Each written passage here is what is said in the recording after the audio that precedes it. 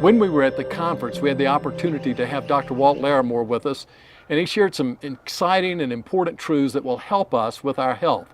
And so in this devotional period, he's going to share some things more in depth with us about our health. Walt, thank you so much Good to be back with you, sharing with us at this time. Let's talk about something we didn't talk about last time. That was obesity. And obesity has become an epidemic in America. Talk to me about that. How severe is the problem, and what can we do about it? It's the most severe it's ever been, and as a result, life expectancy of adults is shortened, and our children may be the first generation in American history whose life expectancy is shorter than their parents. We're seeing diseases in the office now in kids we used to only see in adults: heart attack, high blood pressure, diabetes in children, and the emotional effects it has on them. Kids who are obese are more likely to be depressed, anxious, bullied, or bullied. It's a huge problem. Well, with obesity, is there something that we can do? I mean, for me, and I have to admit that I was obese. Now, if you would have asked me, I would say, no, I'm a little overweight. But technically and scientifically, I was obese. So how does a person know if they have an obesity problem? I mean, I didn't want to admit that. So how do you know that, and what do you do about it? You've got to find out the information. And for children, it's a measurement called body mass index percentile. For adults 18 and older, it's body mass index. It's a calculator. It's a computer-based calculation. You put in your gender, your height, and your weight, and it'll tell you if you're normal weight, overweight, extremely overweight, obese, or morbidly obese.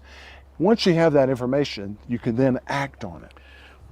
What do you do? I know for me, my doctor said, what made the change in you, Sammy? And when I was diagnosed with cancer, I had to come to grips with my body as the temple of the Holy Spirit, and I've not treated it the way God wanted me to treat it. And I made a hard decision. But for the average guy out there, what does he do to make the kind of changes that he needs to make? I've done some research with Florida Hospital down in Orlando, and we looked at different interventions. The one that appears to have the most effectiveness is when families make a decision to make healthy habits important.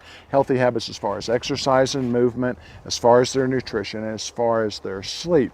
When a family does this together, it can make a difference. In fact, we've developed an 8-week program that's available for free for families to use.